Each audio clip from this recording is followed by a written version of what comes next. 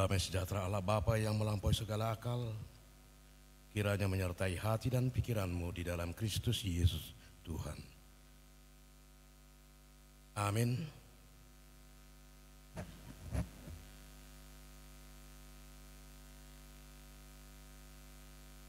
Bapak Ibu sekalian, adapun yang menjadi berita sukacita bagi kita pada saat ini, sebagaimana tema transformasi HKBP, Roma 12 ayat 2 disebutkan demikian. Janganlah kamu menjadi serupa dengan dunia ini, tetapi berubahlah oleh pembaharuan budimu, sehingga kamu dapat membedakan manakah kehendak Allah, apa yang baik, yang berkenan kepada Allah, dan yang sempurna. Demikian firman Tuhan. Janganlah menjadi serupa dengan dunia. Kalimat ini jika kita lihat dari konteksnya adalah merupakan bagian daripada penekanan tentang persembahan kepada Tuhan, di mana kita diajak untuk mendedikasikan hidup kita sebagai persembahan yang hidup bagi Allah. Tentu mempersembahkan hidup adalah totalitas. Hal yang sangat sulit untuk dilakukan. Itu sangat berbeda dari rasionalisme yang sangat dibangun oleh manusia, di mana dalam mempersembahkan, memberikan sesuatu selalu berhitung-hitungan. Totalisasi ini berangkat daripada memberikan hidup seluruh yang ada dalam kebagian kehidupan dan aspek-aspek yang mendukung kehidupan itu. Ada berbagai macam pemahaman tentang persembahan ini. Ada yang menyebutnya 10/10, ada yang menyebutnya jika engkau memiliki 2 baju maka berikanlah 1, 50%, ada yang 50%, ada juga yang mengatakan barangkali 100%. Bolo naing ihut tonom mau, panggari sudah dari ho, dungi ihut tom mau. Ali arung dope musaya madok, lobis ya nih, tuh ma silang natuho, doh hosa doh nguluna di lehon. Bapak Ibu semuanya, dalam konteks yang demikian, terkadang orang jadi memakai hitung-hitungan dunianya. Bagaimanakah dalam memberikan? Dunia ini mengikat kita dalam bereaksi, dalam berkomitmen, dalam beraksi. Oleh sebab itulah maka disebutkan tadi dalam firman Tuhan, supaya tidak menjadi serupa dengan dunia, sekaligus menegaskan kesegambaran dengan Allah. Pelepasan ikatan-ikatan di mana persoalan-persoalan dunia ini membuat kita menjadi sangat terbuat. Berpikir gerejawi, bertindak gerejawi, tidak menjadi serupa dengan dunia. Terkadang persoalan-persoalan gereja seringkali dipersoalkan dengan keserupaannya dengan dunia. Banyak orang melihat gereja yang melihat sebagai organisasi dunia, sebagai bagian daripada korporat, sebagai bagian bahkan menjadikannya menjadi LSM, sehingga dia lupa bahwa dia adalah tubuh Kristus yang harus komit dengan kesegambarannya dengan Kristus, dengan mengabaikan keserupaannya dengan dunia. Bapak Ibu, untuk tidak menjadi serupa dengan dunia harus dimulai dengan perubahan perilaku. Perubahan perilaku organisasi, perubahan perilaku dari setiap personil. Itu sebabnya dikatakan berubahlah oleh karena pembaharuan budi. Pembaharuan budi adalah sangat personal. Itu berangkat dari pribadi daripada setiap organisme yang membentuk sebuah arak-arakan perjalanan. Perubahan-perubahan menuju sesuatu yang lebih sempurna. Perubahan transformasi ini disebutkan dengan melepaskan ikatan-ikatan dunia. Bapak Ibu, kita tentu sadar jika disebutkan tadi agar kita memperbaharui budi, tentu kita diajak untuk melakukan perubahan terhadap mentalitas. Karena persoalan mentalitas dan moralitas agar diberikan nilai-nilai yang lebih bernuansa gerejawi.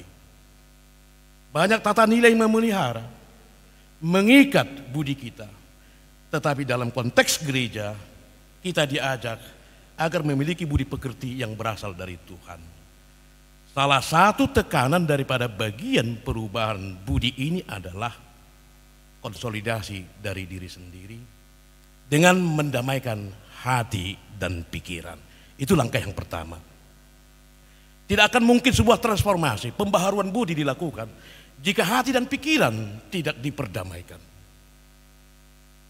Gerakan sehati sepikir dari sebuah pergerakan gereja, dari sebuah pergerakan daripada setiap organisme dan organ, unit yang ada dalam setiap organisasi.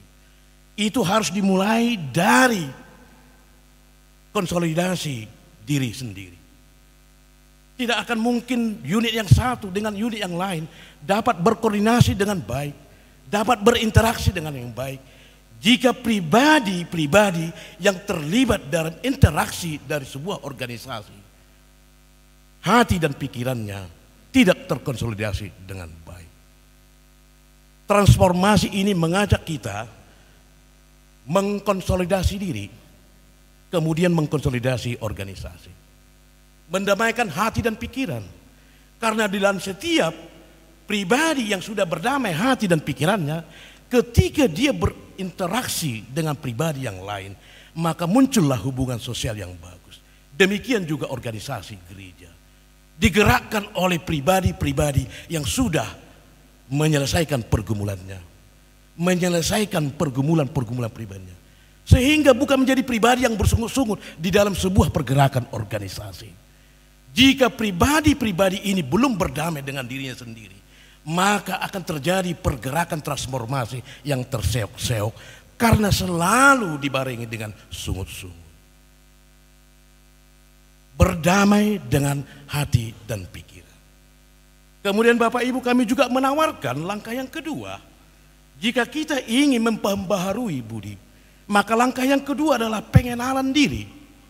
Pengenalan diri ini dimaksudkan untuk mengenal diri kita, mengenal organisasi kita, mengenal unit-unit yang kita layani.